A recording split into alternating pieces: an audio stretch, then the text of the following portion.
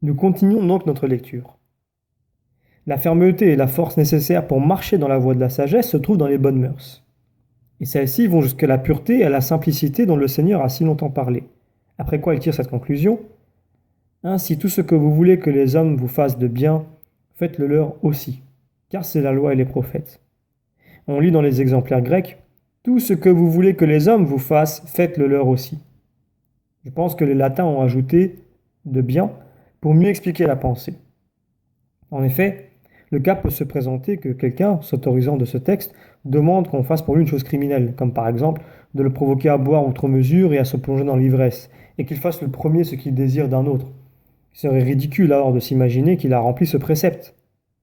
C'est, je pense, pour éviter cette fausse interprétation et pour mieux préciser le sens, qu'après ces mots, ainsi tout ce que vous voulez que les hommes vous fassent, on a ajouté de bien. Si ce mot manque dans les exemplaires grecs, il faut les corriger, mais qui l'oserait? Il faut donc admettre que la pensée est complète même sans cette addition, car c'est dans le sens propre et non d'après la signification ordinaire qu'il faut entendre ces expressions, tout ce que vous voulez. En effet, il n'y a proprement de volonté que pour le bien, car pour les actions mauvaises et criminelles, c'est de la passion et non de la volonté. Non que les Écritures emploient toujours le mot dans son sens propre, mais quand il faut, elles y tiennent tellement qu'il n'est pas possible d'en donner un autre. Or, ce commandement paraît se rattacher à l'amour du prochain, mais non également à l'amour de Dieu. Le Seigneur nous disant ailleurs qu'il y a deux commandements auxquels se rattache toute la loi et les prophètes. En effet, si l'on eût dit tout ce que vous voulez qu'on vous fasse, faites-le vous-même, les deux commandements se furent trouvés renfermés en une seule formule, puisqu'on se serait empressé de dire que chacun désirant être aimé de Dieu et des hommes, et l'ordre étant donné de faire ce qu'on désire se voir fait à soi-même, on est obligé d'aimer Dieu et le prochain. Mais comme le Seigneur dit expressément, ainsi tout ce que vous voulez que les hommes vous fassent, faites-le leur aussi, il semble que cela signifie amplement, vous aimerez votre prochain comme vous-même. Toutefois, il faut bien remarquer ce que le Christ ajoute ici. Car c'est la loi et les prophètes. Tandis qu'en parlant des deux commandements, il n'a pas dit simplement à eux se rattachent la loi et les prophètes, mais toute la loi et les prophètes, c'est-à-dire toutes les prophéties. Et comme il n'emploie pas ici cette expression toutes, il réserve évidemment la place de l'autre commandement, du commandement de l'amour de Dieu. Pour le moment, il s'agit de ce qui regarde ceux qui ont le cœur simple. Et comme il est à craindre que l'on ait un cœur double à l'égard de ceux à qui le cœur peut être caché, c'est-à-dire à l'égard des hommes, voilà pourquoi il a fallu donner ce commandement. Car il n'est à peu près personne qui veuille avoir affaire à un cœur double. Or, il ne peut se faire qu'un homme accorde quelque chose à un homme avec un cœur simple s'il n'exclut pas toute vue de profit temporel et n'agit pas avec cette intention désintéressée que nous avons assez longtemps expliqué plus haut quand nous parlions de l'œil simple. L'œil purifié et rendu simple sera donc capable de voir et de contempler sa lumière intérieure, car c'est l'œil du cœur. Or, celui-là a cet œil qui, pour rendre ses actions vraiment bonnes, ne se propose point pour but de plaire aux hommes, mais, dans le cas où il lui arrive de plaire, il cherche le salut de ses frères et la gloire de Dieu, et non une vaine jactance. Qui ne travaille pas au salut du prochain dans l'intention de se procurer les choses nécessaires à la vie, qui ne condamne pas témérairement l'intention et la volonté dans un acte où l'intention et la volonté ne sont pas manifestes, qui rend à l'homme tous les services possibles dans l'intention où il voudrait qu'on les lui rendît, c'est-à-dire sans en attendre aucun profit temporel. Voilà le cœur simple et pur, qui cherche Dieu. Bienheureux donc ceux qui ont le cœur pur, parce qu'ils verront Dieu. Mais, comme c'est là le partage d'un petit nombre, le Seigneur commence à parler de la recherche et de la possession de la sagesse qui est l'arbre de vie. Or, pour la rechercher et la posséder, c'est-à-dire la contempler, l'œil a été préparé par tout ce qui a été dit plus haut, de manière à connaître les voies resserrées et la porte étroite. Et c'est ce que dit ensuite le Seigneur. Entrez par la porte étroite, parce que large est la porte et spacieuse la voie qui conduit à la perdition, et nombreux sont ceux qui entrent par elle. Combien est étroite la porte et resserrée la voie qui conduit à la vie, et qu'il en est peu qui la trouvent. Il ne dit pas pour cela que le joug du Seigneur soit dur, ni son fardeau, pesant, mais seulement que bien peu veulent supporter le fardeau jusqu'au bout, faute d'une foi suffisante en celui qui crie « Venez à moi, vous tous qui prenez de la peine et qui êtes chargés, et je vous soulagerai. Prenez mon joug sur vous, et apprenez de moi que je suis doux et humble de cœur, car mon joug est doux et mon fardeau léger. » C'est précisément par là que ce sermon a commencé, en parlant de ceux qui sont humbles et doux.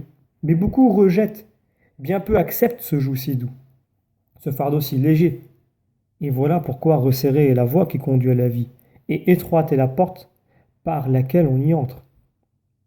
Il faut donc surtout se tenir en garde contre ceux qui promettent la sagesse et la connaissance de la vérité qu'ils n'ont pas, comme les hérétiques par exemple, qui le plus souvent essaient de se recommander par leur petit nombre.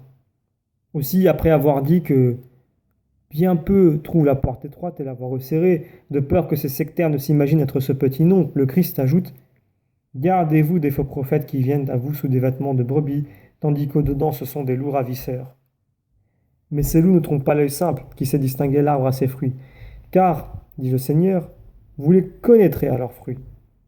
Puis ils ajoutent des comparaisons. Cueille-t-on des raisins sur des épines ou des figues sur des ronces?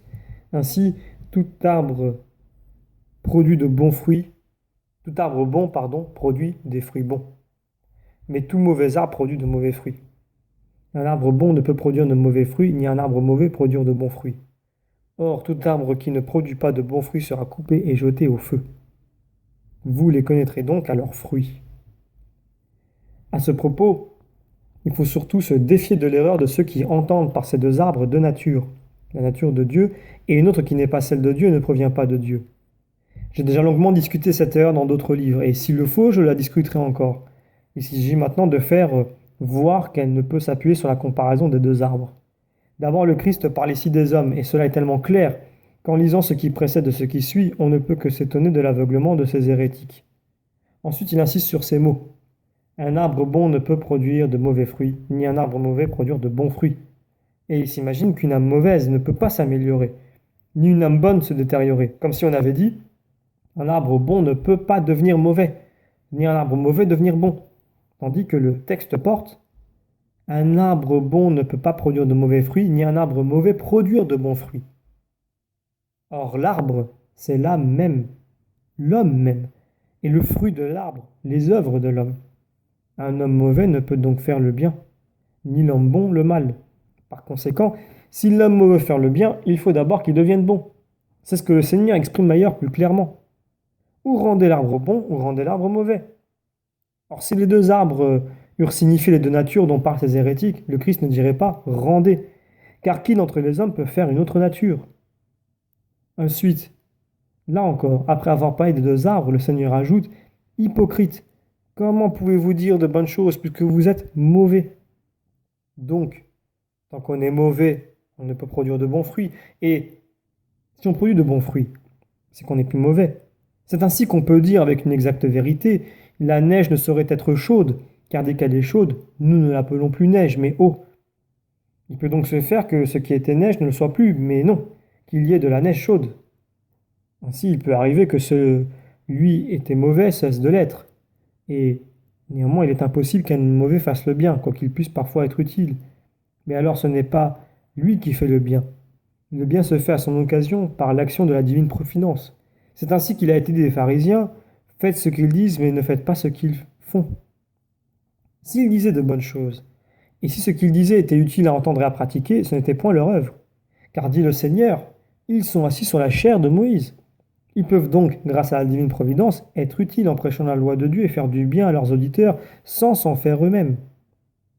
Car c'est des hommes de ce genre qu'un prophète a dit ailleurs: vous avez semé du froment et vous recueillez des épines, parce qu'ils enseignent le bien et faisaient le mal. Ceux qui les écoutaient et mettaient leur maxime en pratique ne cueillaient donc pas des raisins sur des épines, mais cueillaient des raisins sur la vigne à travers les épines, comme si quelqu'un, passant la main par une haie, cueillait un raisin sur le cep que la haie entoure. Ce serait bien le fruit, non des épines, mais de la vigne. On a certainement très grande raison de demander à quel fruit le Seigneur veut que nous fassions attention pour connaître l'arbre. Car beaucoup estiment comme fruit ce qui fait partie des vêtements des brebis, et par là sont trompés par les loups. Tels sont le jeûne par exemple, la prière ou les aumônes. Toute œuvre qui peuvent être faites par des hypocrites. Autrement, on n'aurait pas dit plus haut: prenez garde à ne pas faire votre justice devant les hommes pour être vu d'eux. Ce principe, une fois passé, le Sauveur détaille ces trois espèces de bonnes œuvres: l'aumône, la prière, le jeûne. Beaucoup donnent abondamment aux pauvres, non par pitié mais par ambition. Beaucoup prient, ou plutôt par esprit, sans avoir Dieu en vue, mais dans le désir de plaire aux hommes. Beaucoup jeûnent et font parade d'une abstinence prodigieuse aux yeux de ceux qui regardent cette vertu comme difficile et honorable, et par ces ruses ils se séduisent, trompant d'une part par des fausses apparences, et de l'autre pillant et tuant ceux qui ne savent pas voir les loups sous ces peaux de brebis. Le Seigneur nous avertit donc que ce ne sont pas là des fruits auxquels on puisse juger un arbre. En effet, quand tout cela procède d'un cœur droit et sincère, ce sont là des véritables vêtements de brebis. Mais quand une erreur coupable en est la source, cela ne couvre pas autre chose que les loups.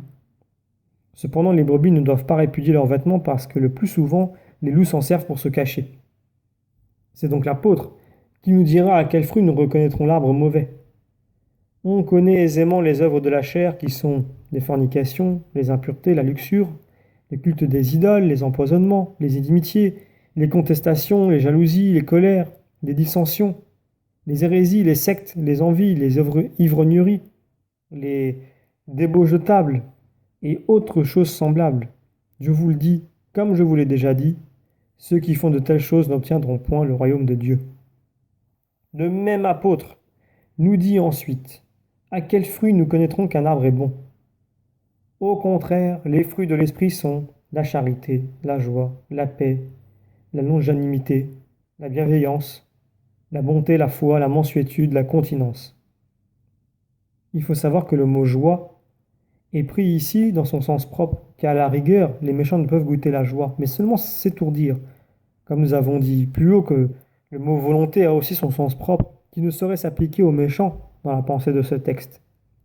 Tout ce que vous voulez que les hommes vous fassent, faites-leur aussi. Le prophète donne encore la même signification au mot joie et suppose qu'elle n'existe que chez les bons quand il dit « Il n'y a pas de joie pour les impies », dit le Seigneur. Il en est de même de la foi, qui strictement ne s'entend pas d'une foi quelconque, mais de la véritable foi. Tout cela ne peut avoir son simulacre chez les hommes méchants et imposteurs, au point de tromper celui qui n'a pas encore l'œil simple pour tout démêler. Il était donc tout à fait dans l'ordre de parler d'abord de la nécessité de purifier l'œil et de dire ensuite contre quoi il faut se tenir en garde.